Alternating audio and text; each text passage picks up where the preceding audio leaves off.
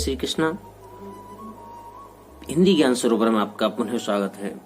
प्रिय छात्रों, आज हम अनुवाद पढ़ रहे हैं कक्षा 12 संस्कृत दिग्दर्शिका का द्वितीय पाठ संस्कृत भाषा या महत्वम का। आइए चलते हैं अनुवाद की तरफ। धन्यो अयं भारत देशः यत्र समूल्यसति जनमानस पावनी भव्य भावोद्भाविनी शब्द संदोह प्रशविनी सुर भारती। धन्यो अयम भारत देश, यह भारत देश धन्य है। अयम माने यह, धन्यो माने धन्य, और भारत देश यह भारत देश धन्य है। कौन सा? यत्र समूल्यसति, जहां पर सुशोभित है या शोभायमान है, जनमानस को पवित्र करने वाली और सुंदर भावों को उत्पन्न करने वाली, शब्दों के समूह को जन्म देने वाली देववाणी यानी संस्कृत। कह सकते हैं कि जहां पर जनमानस को पवित्र करने वाली, सुंदर भावों को जन्म देने वाली, उत्पन्न करने वाली और शब्दों के समूह को जन्म देने वाली देववाणी जहां पर सुशोभित है, शोभायमान है, वह भारत देश धन्य है।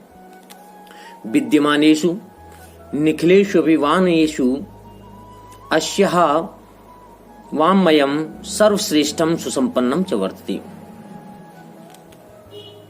वर्तमान सभी साहित्यों में इसका साहित्य सर्वश्रेष्ठ और सुसंपन्न है। विद्यमानेषु माने वर्तमान, वाङ्मयेषु माने साहित्यों में, अयमेव भाषा, यही भाषा संस्कृत नामना अपि लोके प्रथिता अस्ति। यही भाषा संसार में लोके प्रथिता अस्ति माने संसार में प्रसिद्ध है। किस नाम से? संस्कृत नामना अपि, संस्कृत नाम से भी संसार में प्रसिद्ध है।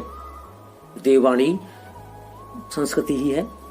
अस्माकं रामायण महाभारता दैत्यासिक ग्रंथः चत्वार वेदाः सर्वा उपनिषदः अष्टादश पुराणानि अन्यानि च महाकाव्य नाट्यदिन अस्यामेव भाषायां लिखितानि सन्ति। हमारे रामायण, अस्माकं माने हमारे, रामायण, महाभारता दैत्यासिक ग्रंथः, महाभारत आदि ऐतिहासिक ग्रंथ, चत्वारो वेदाः, चारों वेद, सर्वा उपनिषदः, सभी उपनिषद, अष्टादश पुराणानि, अष्टादश माने 18 पुराण, अन्यानि च महाकाव्य, और अन्य महाकाव्य, नाट्यादीन नाटक, अस्यामेव भाषायाम, इसी भाषा में, लिखितानि सन्ति, लिखे हुए हैं या लिखे गए हैं। यह भाषा, यही भाषा ही सर्व सामार्य भाषा नाम जननी इति मन्यते भाषा तत्वविदिः। भाषा वैज्ञानिक, भाषा के जो जानकार हैं, भाषा विशेषज्ञ का मानना है कि यही भाषा सभी आर्य भाषाओं की जननी है। जननी माने जन्म देने वाली या माता। सर्वसम आर्य भाषा नाम, सभी आर्य भाषाओं की जननी इति मन्यते, इसको मानती हैं। कौन मानते हैं? भाषा तत्वविद, भाषा के तत्व को जानने वाले यानी भाषा वैज्ञानिक, भाषा विशेषज्ञ जो है।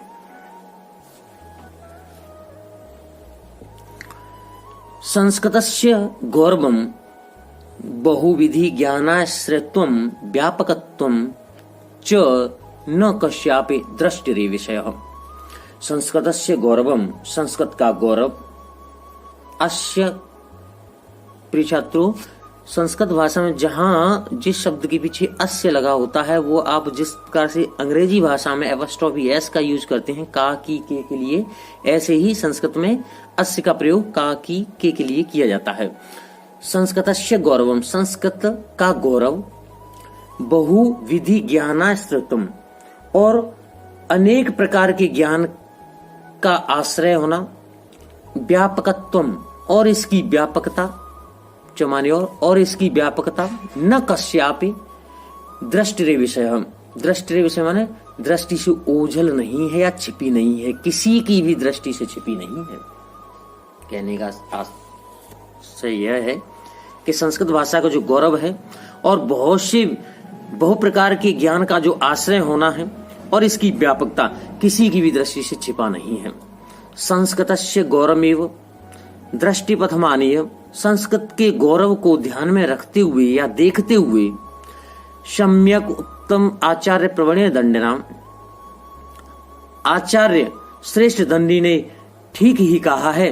संस्कृतम नाम देवी वागन व्याख्यात महर्षि कि संस्कृत को ही महर्षियों ने देववाणी कहा है। आचार्य श्रेष्ठ दंडी क्या कह रहे हैं कि ये जो संस्कृत भाषा है इसको महर्षियों ने देववाणी कहा है।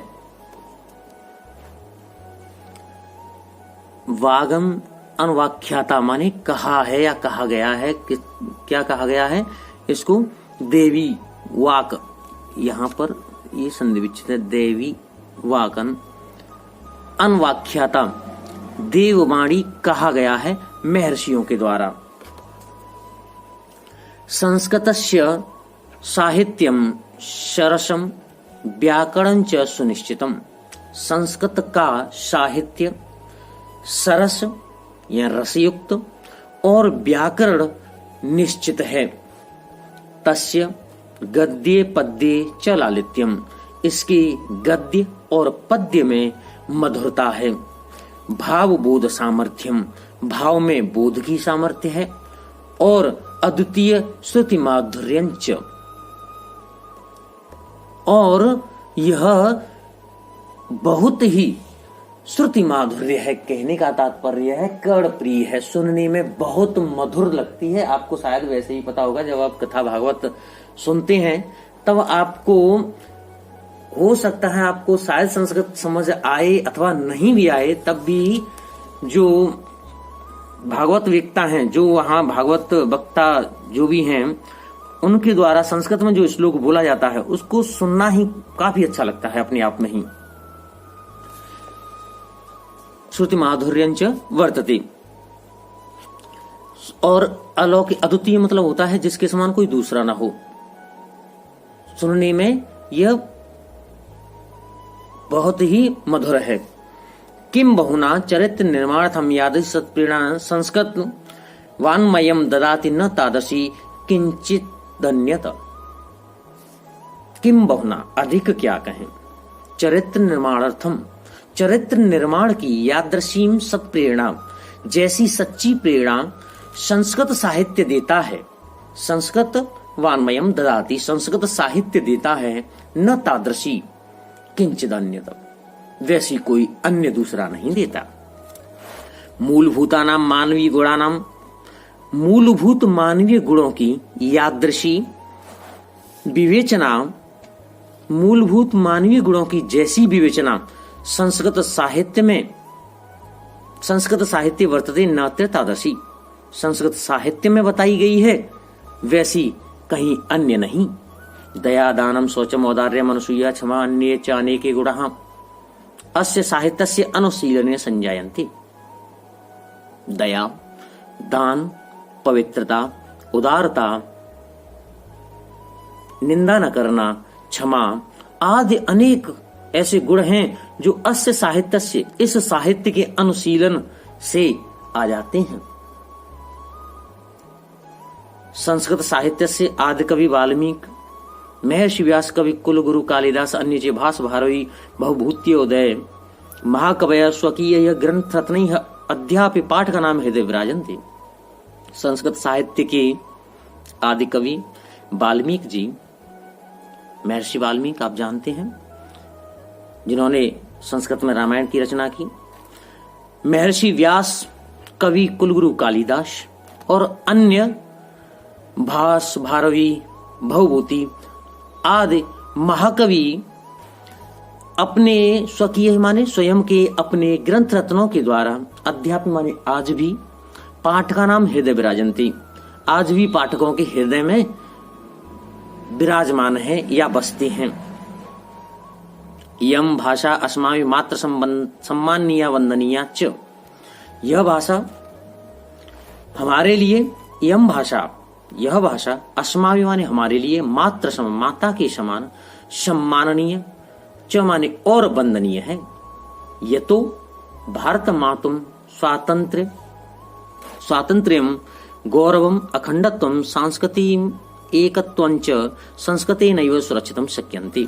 क्योंकि भारत माता की स्वतंत्रता, उसका गौरव और अखंडता, सांस्कृतिक एकता संस्कृत से ही सुरक्षित किए जा सकते हैं। शक्यन्ते माने सकते हैं।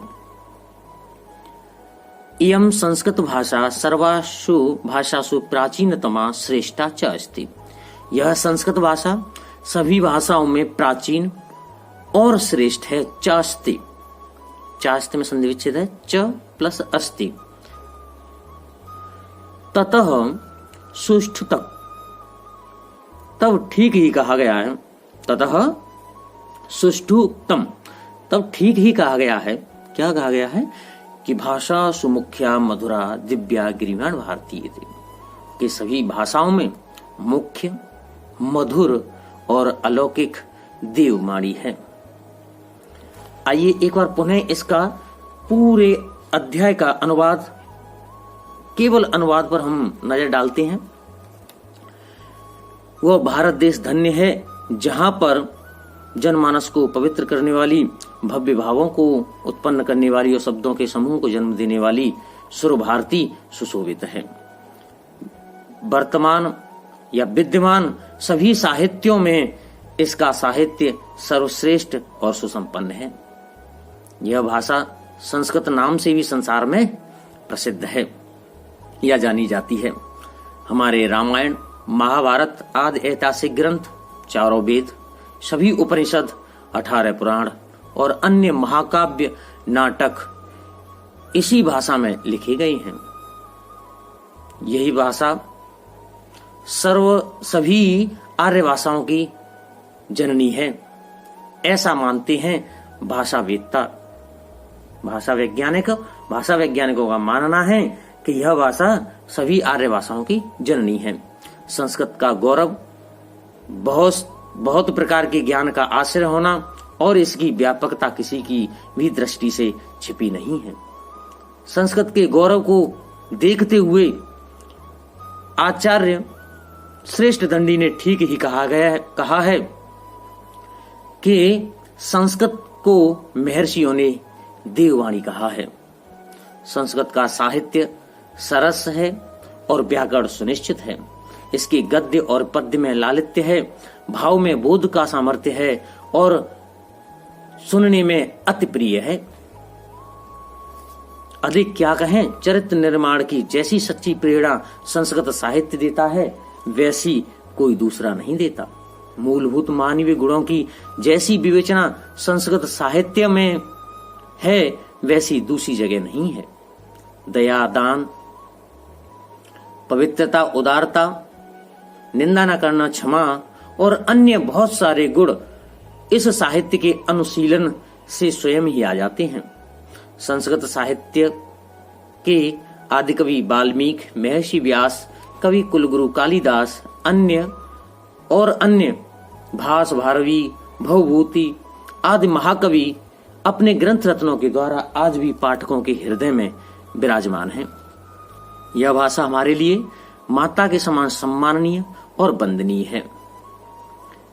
इसी से भारत माता की स्वतंत्रता, उसका गौरव, अखंडता और सांस्कृतिक एकता संस्कृत से ही सुरक्षित किए जा सकते हैं। ये तो माने क्योंकि भारत माता की जो स्वतंत्रता है, उसका गौरव, अखंडता और सांस्कृतिक एकता संस्कृत के द्वारा ही सुरक्षित किए जा सकते हैं। यह संस्कृत भाषा सभी भाषाओं में प्राचीन और श्रेष्ठ है। तब ठीक ही कहा गया है कि सभी भाषाओं में मुख्य, मधुर और दिव्य देववाणी है। उम्मीद है प्रिय छात्रों आपको अनुवाद समझ आया होगा। यदि आपको वीडियो पसंद आया हो तो वीडियो को लाइक करें, शेयर करें और चैनल को सब्सक्राइब अवश्य कर दें।